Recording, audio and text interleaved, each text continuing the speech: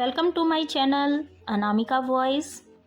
आज मैं पहली बार मुंशी प्रेमचंद उपन्यासकार, कहानीकार, लेखक मुंशी प्रेमचंद की एक बहुत अच्छी कहानी यही मेरा वतन लेकर आई हूँ। आज पूरे 60 वर्ष के बाद मुझे अपने वतन, प्यारे वतन का दर्शन फिर नसीब हुआ। जिस वक्त मैं अपने प्यारे देश से विदा हुआ और किस्मत मुझे पश्चिम की ओर ले चली, मेरी उठती जवानी थी। मेरी रगों में ताज़ा खून दौड़ता था और सीना उमंगों और बड़े बड़े इरादों से भरा हुआ था। मुझे प्यारे हिंदुस्तान से किसी जालिम की सख्तियों और इंसाफ के ज़बरदस्त हाथों ने अलग नहीं किया था। नहीं, जालिम का जुल्म और कानून की सख्तियाँ मुझसे जो चाहे करा सकती थी, लेकिन मेरा वतन नहीं छुड़ा सकती थी। मेरे बुलंद इरादों और बड़े बड़े मंसूबे थे जिन्होंने मुझे देश निकाल दिया। मैंने अमेरिका में खूब व्यापार किया, खूब दौलत कमाई और खूब ऐश किए। भाग्य से बीवी भी ऐसी पाई जो अपने रूप में बेजोड़ थी, जिसकी खूबसूरती की चर्चा सारे अमेरिका में फैली हुई थी और जिसके दिल में किसी ऐसे ख्याल की गुंजाइश भी न थी जिसका मुझसे संबंध न हो। मैं उस पर दिलो जान से न्यौछावर था और वह मेरे लिए सब कुछ थी। मेरे 5 बेटे हुए, सुंदर, हिष्ट पुष्ट और नेक, जिन्होंने मेरे व्यापार को और भी चमकाया और जिनके भोले नन्हे बच्चे इस वक्त मेरी गोद में बैठे हुए थे। जब मैंने प्यारी मातृभूमि पर अंतिम दर्शन करने के लिए कदम उठाया, मैंने बेशुमार दौलत, वफादार बीवी, सपूत बेटे और प्यारे प्यारे जिगर के टुकड़े, ऐसी अनमोल नेमतें छोड़ दी, इसलिए कि प्यारी भारत माता का अंतिम दर्शन कर लूं। मैं बहुत बूढ़ा हो गया था, 10 और हो तो पूरे 100 वर्ष का हो जाऊं, और अब अगले मेरे दिल में कोई आरजू बाकी है तो यही कि अपने देश की खाक में मिल जाऊं। यह आरजू कुछ आज ही मेरे मन में पैदा हुई है, उस वक्त भी थी जबकि मेरी बीवी अपनी मीठी बातों और नाजुक अदाओं से मेरा दिल खुश किया करती थी, जबकि मेरे नौजवान बेटे सबसे आकर बूढ़े बाप को अदब से सलाम करते थे। उस वक्त मेरे जिगर में एक कांटा सा खटकता था और वह कांटा यह था कि मैं यहाँ अपने देश से निर्वासित हूँ। यह देश मेरा नहीं, मैं इस देश का नहीं हूँ। धन मेरा था, बीवी मेरी थी, लड़के मेरे थे और जायदादें मेरी थी, लेकिन जाने क्यों मुझे रह रह कर अपनी मातृभूमि के टूटे टूटे झोपड़े, 4-6 बीघा मौरूसी जमीन और बचपन के लंगोटिया यारों की याद सताया करती थी। और अक्सर खुशियों की धूमधाम में भी यह ख्याल चुटकी लिया करती थी कि काश अपने देश में होता। मगर जिस वक्त बंबई में जहाज से उतरा और काले कोट पतलून पहने, टूटी फूटी अंग्रेजी बोलते मल्लाह देखे, फिर अंग्रेजी दुकानें, ट्रामवे और मोटर गाड़ियां नजर आई, फिर रबड़ वाले पहियों और मुंह में चुरुट दावे आदमियों से मुठभेड़ हुई, फिर रेल का स्टेशन और रेल पर सवार होकर अपने गांव को चला। प्यारे गांव को जो हरी भरी पहाड़ियों के बीच में आबाद था, तो मेरी आंखों में आंसू भर आए। मैं बहुत रोया, क्योंकि यह मेरा देश न था, यह वह देश न था जिसके दर्शन की लालसा हमेशा मेरे दिल में लहरें लिया करती थी। यह कोई और देश था, यह अमेरिका था, इंग्लिस्तान था, मगर प्यारा भारत नहीं। रेलगाड़ी जंगलों, पहाड़ों, नदियों और मैदानों को पार करके मेरे प्यारे गांव के पास पहुंची। जो किसी जमाने में फूल पत्तों की बहुतायत और नदी नालों की प्रचुरता में स्वर्ग से होड़ करता था। मैं गाड़ी से उतरा तो मेरा दिल मासो उछल रहा था। अब अपना प्यारा घर देखूंगा, अपने बचपन के प्यारे साथियों से मिलूंगा। मुझे उस समय बिल्कुल याद न रहा कि मैं 90 साल का बूढ़ा हूँ।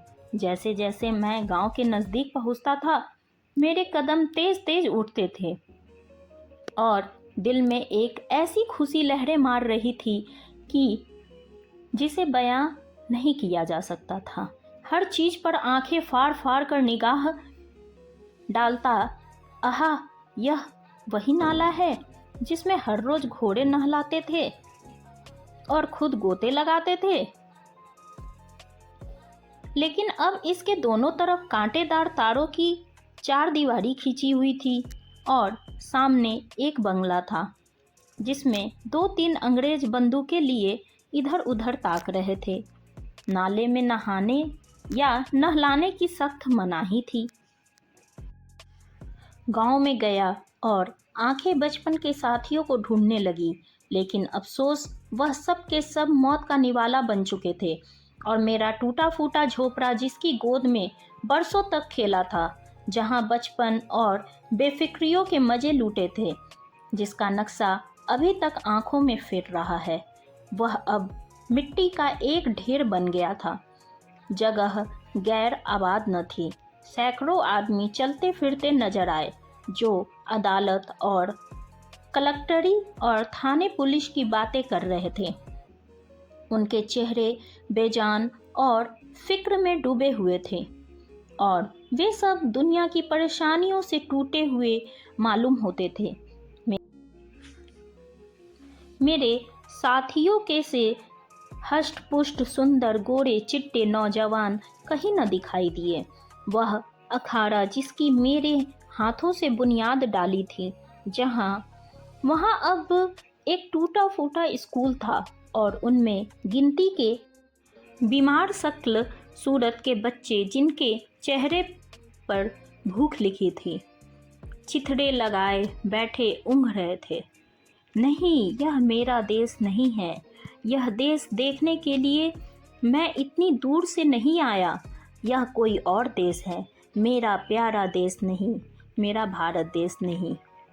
फिर मैं उस बरगद के पेड़ के ओर दौड़ा जिसकी सुहानी छाया में हमने बचपन के मज़े लूटे थे, जो हमारे बचपन का हिंडोला और जवानी की आरामगाह था।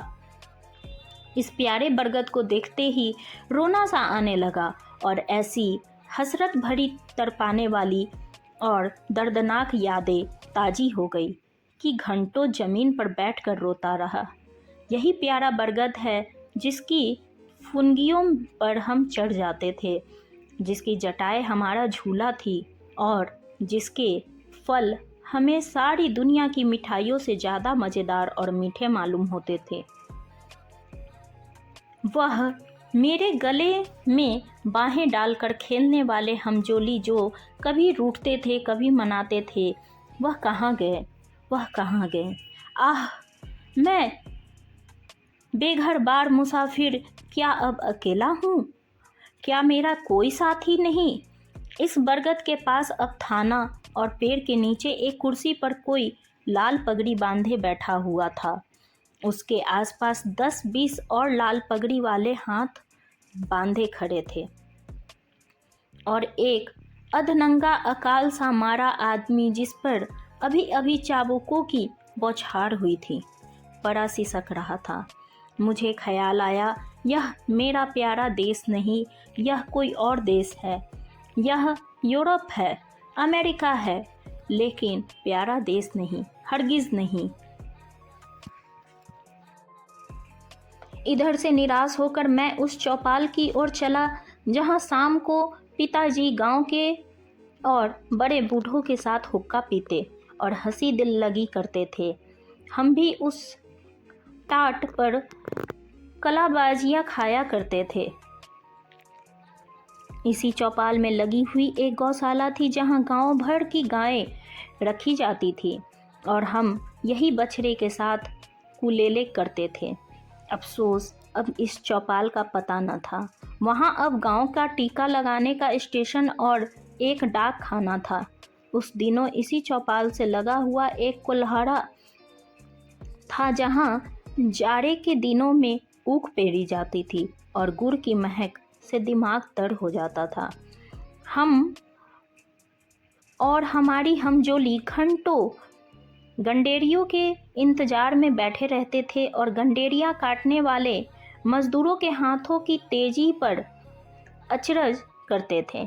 जहाँ सैकड़ों बार मैंने कच्चा रस और पक्का दूध मिलाकर पिया था, यहाँ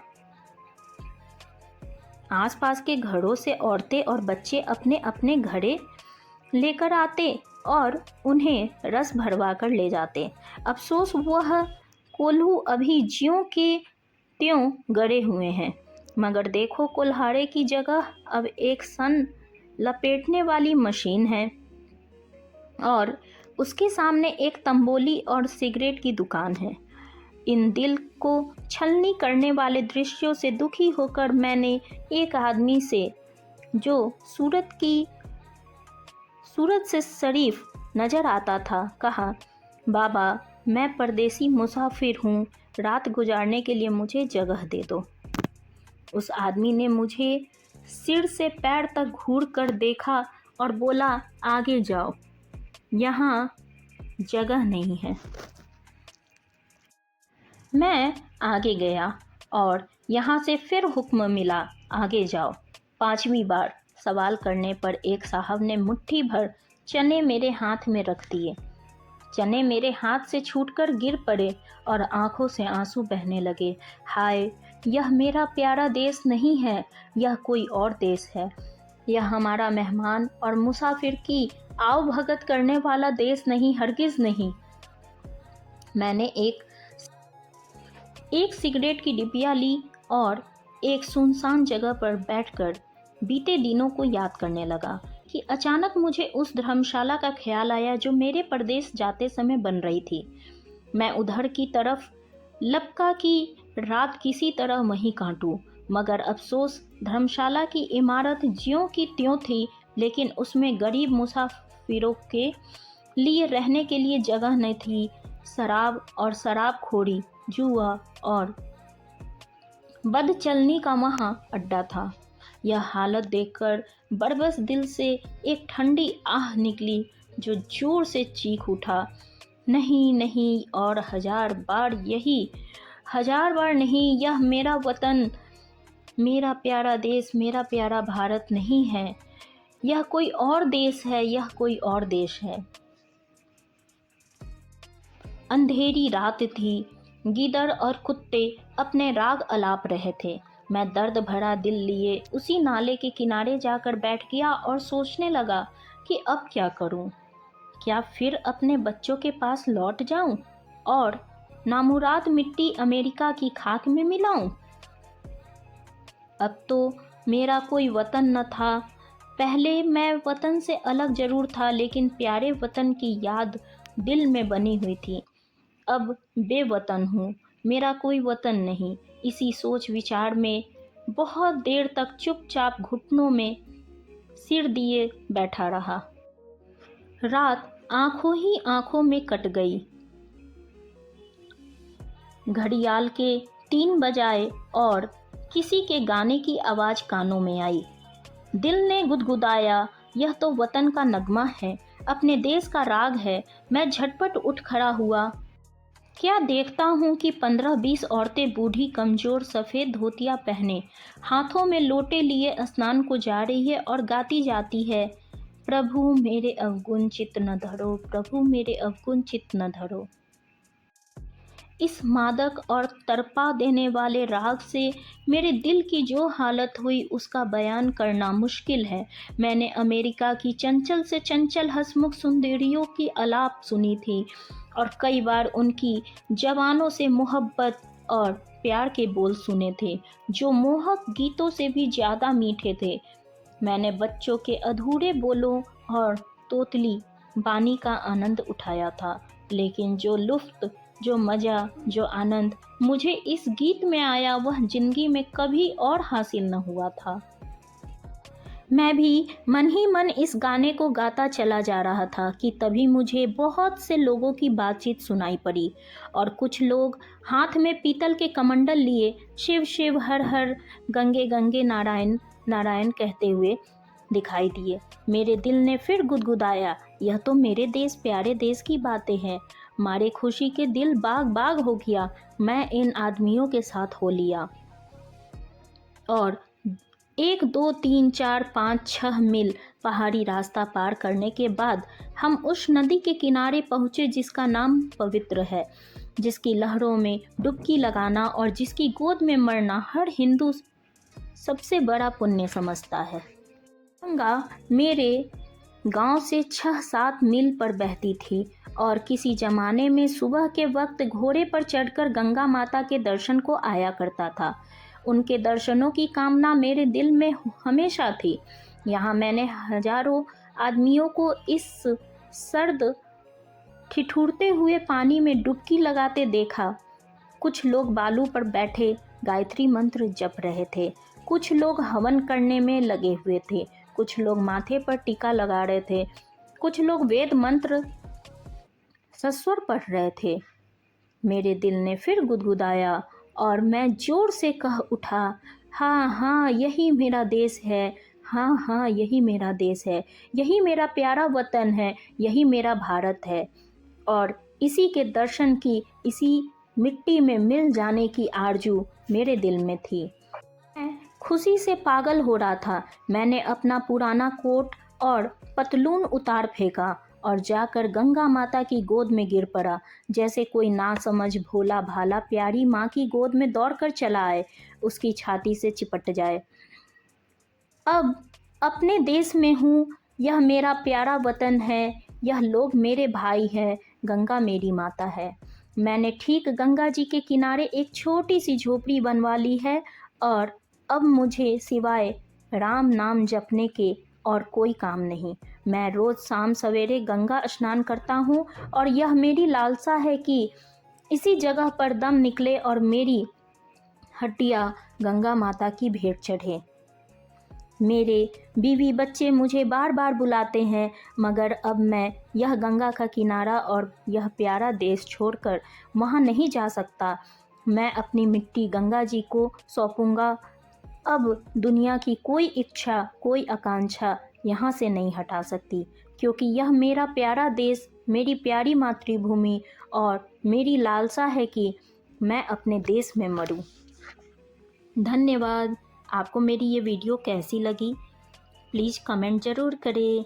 अगर आपको मेरी ये वीडियो अच्छी लगे तो प्लीज़ लाइक शेयर सब्सक्राइब ज़रूर करें। धन्यवाद।